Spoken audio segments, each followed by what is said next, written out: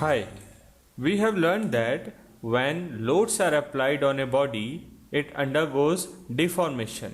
This deformation may be either change in the dimension or change in the shape of the body. I will discuss each of these changes in detail. The first is changes in dimension. To understand this, consider a body of original length L. Let an axial load P be applied on this body. Due to the application of this axial load, this body will elongate in this manner by a length del L. To measure this change in dimension of the body, we define normal strain. Therefore, normal strain here is defined as normal strain equal to change in length of body divided by original length of body. Therefore, we get normal strain here as del L divided by original length L. Normal strain is designated by the symbol epsilon. To specify that this normal strain is measured in x direction, we use the subscript xx, which indicates that this normal strain is measured in x direction. Normal strain here is defined as the change in length of the entire body divided by the original length of entire body. That is, to find the normal strain in this case, we have taken the change in the length of the entire body dl divided by the length of entire body, which is L. This can be done only when strains at all the points in the body is same, that is, strain is uniform. However, where strain at different points of the body is different, we cannot directly write normal strain as total change in length by original length. In this case, normal strain is to be found at a point. To understand this, consider this body. Suppose we want to find normal strain at any distance x at this point A. To find the value of normal strain at point A, choose a differential length dx at point A before load is applied. After the application of load P, length dx will change. Let the final length be dx plus du. Therefore, the length AB has changed by an amount du. Therefore, we define normal strain at point A in x direction as change in length of the differential length taken at point A, that is du, divided by the original length at A, that is dx. Therefore, normal strain at a point is defined as the change in length of a differential length, that is du, divided by the differential length at that point, which is dx. Therefore, we get normal strain as du by dx. Second is change in shape. Consider this rectangular element. Let this side be AB and this be AC. Due to deformation, the shape of this rectangular element changes to parallelogram. The sides are AB and C dash. At point A, we see that the x-axis and y-axis are like this, having an angle of 90 degree between them. After deformation, x-axis has not rotated, but y-axis has rotated to AC dash. Therefore, the angle has changed from 90 degree to theta between lines CAB. Consider this cube again. Let the deformation of this cube be in this manner. This is side A, B, and this is side AC. In this case, it can be seen that AB has rotated to AB dash, AC has rotated to AC dash. The original angle between lines AB and AC, that is X and Y axis, was 90 degree, and after deformation also the angle between lines C dash A, that is this line, and AB dash, that is this line, is still 90 degree. Therefore, in this case we can see that there is no change in between two perpendicular lines at point A. Before deformation the angle was 90, and after deformation also the angle is 90.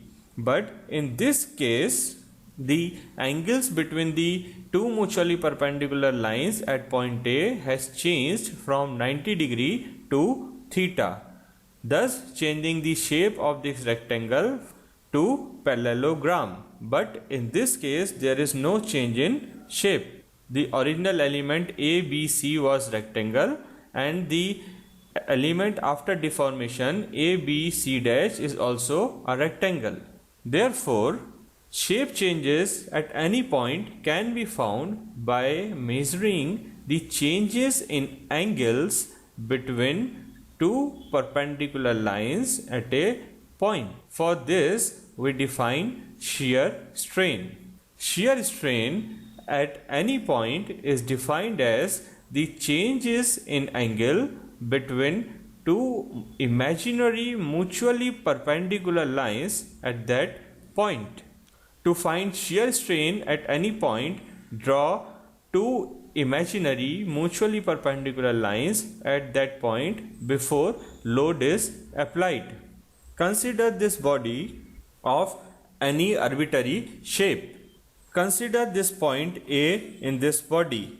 To find shear strain at a point A, that is, to find the change in shape at point A, we draw two imaginary perpendicular lines at point A before load is applied. Let this be x-axis and this be y-axis. Now, when load is applied, the shape of this arbitrary body changes, because of which line X now becomes like this and line Y now becomes like this. So X has now become X dash and Y has now become Y dash. So if we see at point A, the original angle between X and Y axis was 90 degree, but after the load is applied, the angle between X and Y axis is theta. Therefore, after deformation, the change in angle between these mutually perpendicular lines is measured and shear strain is obtained as equal to change in angle between two mutually perpendicular lines at point A. Original angle was 90 degree. Final angle between lines X and Y is theta. Therefore, change is pi by 2 minus theta. This gives the value of shear strain at point A. To indicate that shear strain at point A is measured by taking X and Y as reference lines, that is, the two mutually perpendicular reference lines are X and Y, we designate shear strain with two subscripts X and Y.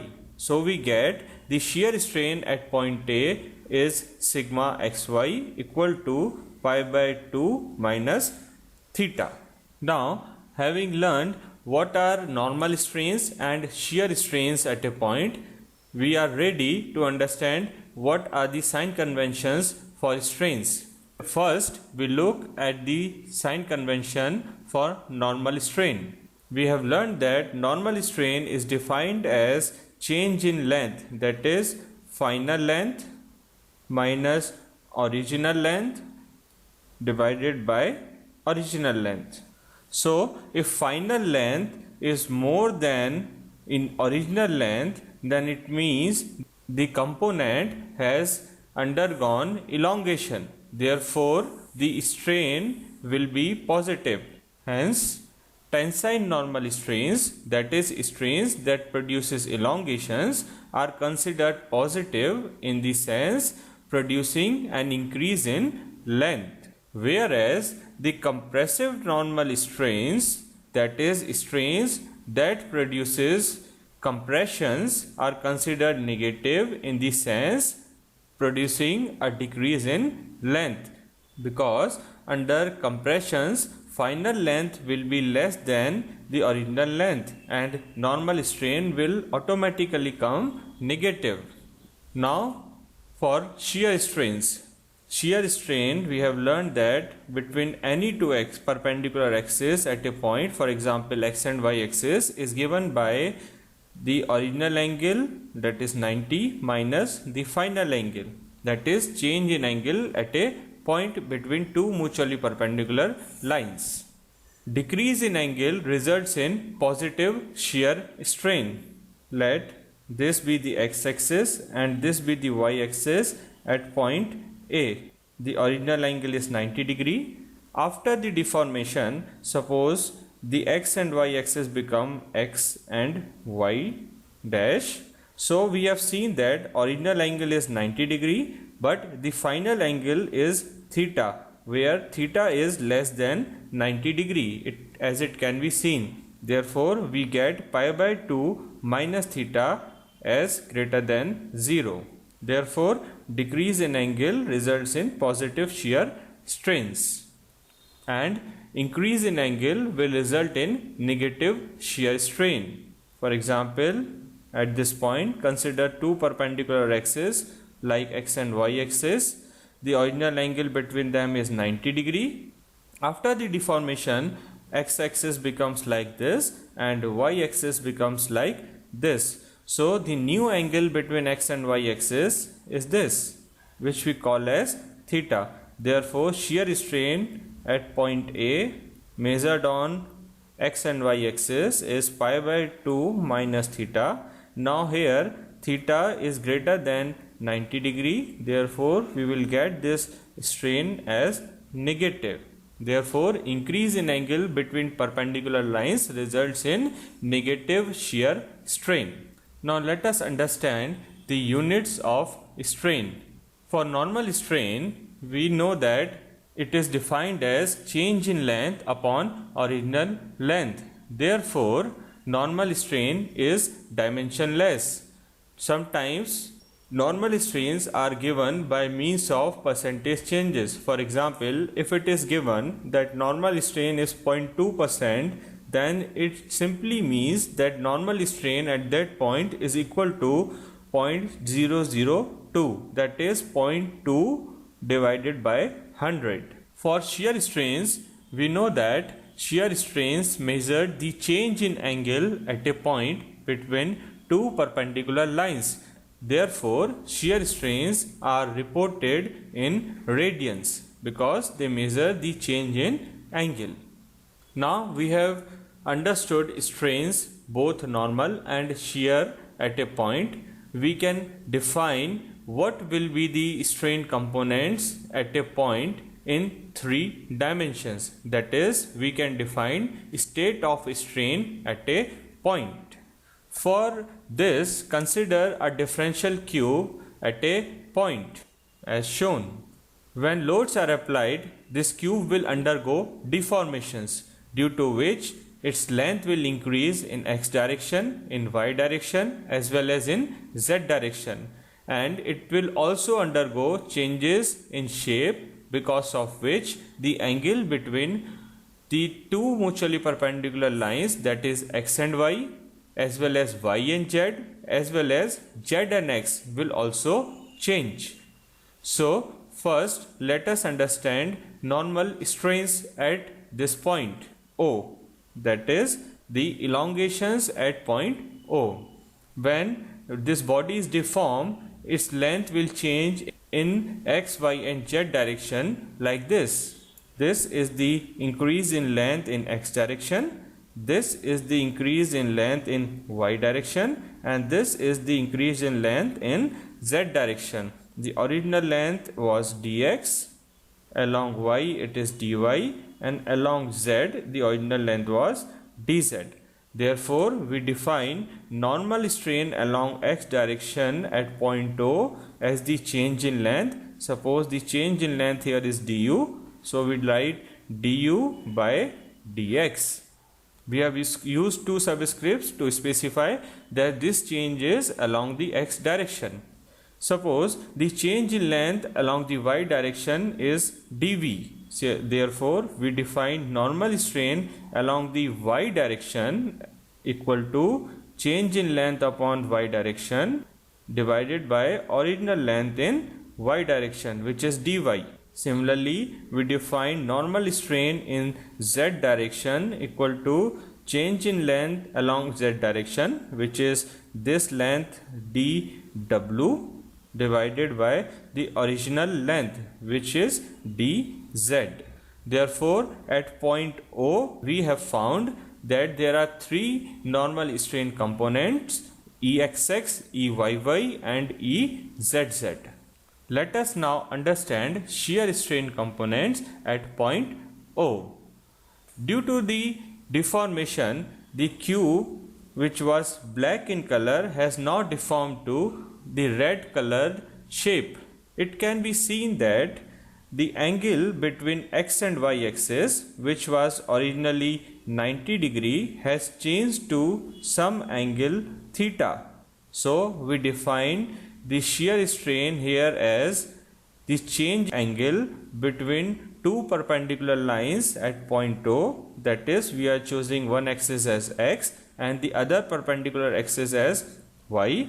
The original angle between them was 90 and final angle was theta. Therefore, the change in x and y axis at point O is pi by 2 minus theta. So, shear strain at point O measured using x and y as perpendicular axis is pi by 2 minus theta. It can be seen that due to this shear strain, the shape of this cube has changed to the red colored shape. Consider this deformation. It can be seen again that the shape of the cube has changed to the red colored shape. If we see at point O, we see that the two mutually perpendicular lines before deformation at point O were y and z. After the deformation, the angle between y and z has now become some phi. This angle is phi. So, we define shear strain at point O between y and z axis, that is choosing y and z mutually perpendicular reference lines, equal to pi by 2 the original angle between y and z minus phi the final angle between y and z. So, pi by 2 minus phi will give the change in angle between y and z axis at point O. It can be seen that due to this change in angle between two mutually perpendicular lines y and z at point O, the shape of the cube has changed to red colored shape. Consider this deformation. It can be seen that if we choose two perpendicular axes, x and z axis at point O, these axes are initially perpendicular, and after the deformation, the angle between these two axes becomes this. Let this be some psi. It can better be understood on top. This angle is psi, and the original angle between this axis and this axis was 90 degree. So, we defined shear strain at point O between x and z axis, that is the reference lines, perpendicular lines chosen at point O for specifying shear strain are x and z axis, equal to original angle, which is 90, minus the final angle. Final angle is psi. So, pi by 2 minus psi gives the change in angle between x and z axis at point O. So, shear strain at point O is gamma x z equal to pi by 2 minus psi. The two subscripts in the shear strain symbol defines the two perpendicular lines we have taken as reference for defining the shear strain at any point. So, we conclude that at a point following components of strain can be present. 3 normal, that is epsilon xx, epsilon yy and epsilon zz, and 3 shear, that is gamma xy, gamma yz and gamma zx. These are 3 normal components and these are 3 shear strain components. If we have gamma xy at a point, we can also define gamma yx at that point. Gamma xy will always be equal to gamma yx. This equality is by definition of the shear strain. For example, consider x-axis and y-axis at point O. Suppose the angle between x and y axis now becomes theta. Therefore, if we want to write the shear strain gamma xy at point O, we will write pi by 2 minus theta. And if we want to write the shear strain at point O between y and x axis, then also again we will write pi by 2 minus theta. Shear strain at a point defines the change in angle between the two lines x and y. The change in angle is pi by 2 minus theta, whether we say that this change is between x and y axis or this change is between y and x axis. Therefore, gamma xy is equal to gamma yx. Similarly, gamma yz is equal to gamma zy. Similarly, gamma zx is equal to gamma xz. Therefore, we can define strain matrix like this, where the diagonal will contain all the normal strains and gamma xy by 2, this is gamma yx by 2. If this is gamma xz by 2, then this is gamma zx by 2. If it is gamma yz, then it is gamma zy by 2. So, sum of these two, that is this and this, is gamma xy by 2 plus gamma yx by 2. So, we get, since these both are equal, we get gamma xy 2 by 2. 2 cancel, equal to gamma xy. So, shear strain can be found by adding these two components. Next is plane strain. If strain component in one of the direction vanishes, it is called plane strain. For example, if we do not have any strain components in z direction, then it will be a case of plane strain. For example, under plane strain in which we do not have any component in z direction, the strain components will be normal strain epsilon xx, epsilon yy, shear strain gamma xy. Therefore, matrix for plane strain looks like this, in which we have only x and y normal strain components and one shear. We do not have any other strain components which are in z directions. This ends this module.